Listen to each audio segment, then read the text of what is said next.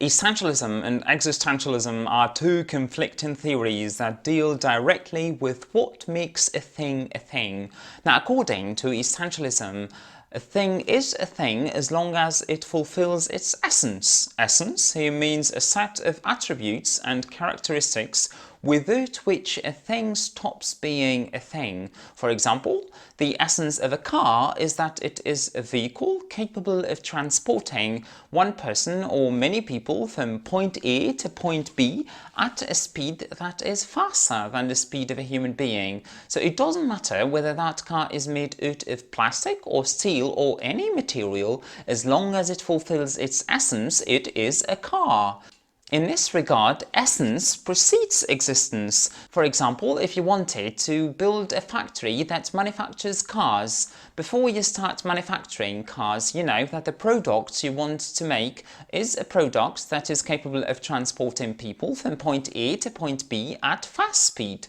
The essence of a sword is that it is a weapon made out of a blade and a hilt, and that its function, or what Aristotle calls its ergon, now ergon simply means function, its ergon is to inflict injuries upon enemies in war. The essence of a human being is good character, integrity and honesty. The quality of a thing is judged against the touchstone of its essence.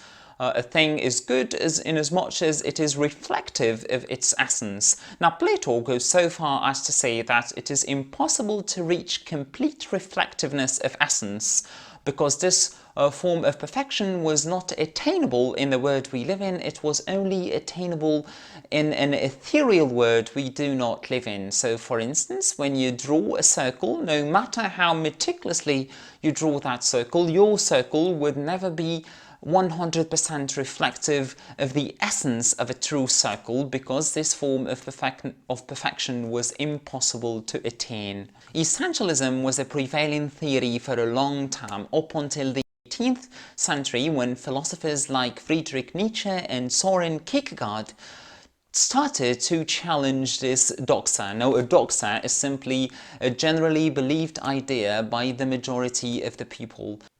Now, Kierkegaard and Nietzsche noticed that there were a lot of people who were very far from their supposed essence, who were neither good people nor have good integrity, nor were they honest. On the contrary, they were murderous, they were evil, and they did lots of bad things, and they did not incur any punishment for their digression from their supposed essence. They concluded that existence preceded essence, and that everybody existed first and then chose the essence he wanted, and that essence could either be good or bad, it did not matter. This idea gained a lot of momentum in the 20th century, especially after World War I, after all the atrocities that were witnessed during the war.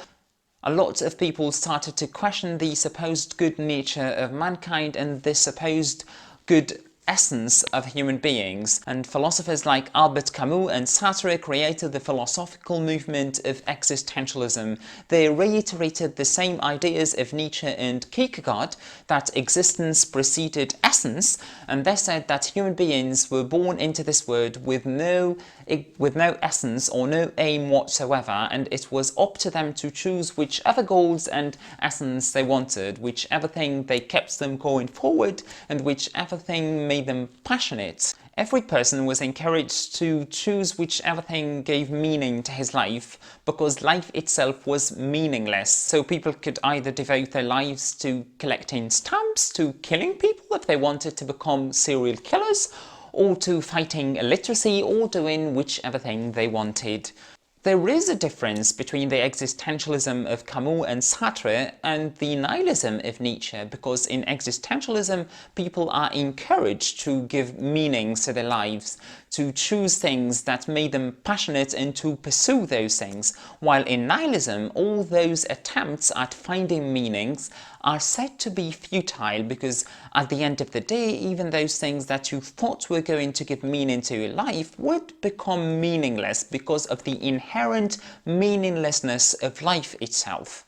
So it could be argued that nihilism is a pessimistic view of existentialism, and every nihilist is by definition an existentialist, while not every existentialist is a nihilist, because the existentialist finds a way of dealing with this lack of meaning, with this absence of meaning, while the nihilist accepts the meaninglessness of life and looks at life through bleak binoculars.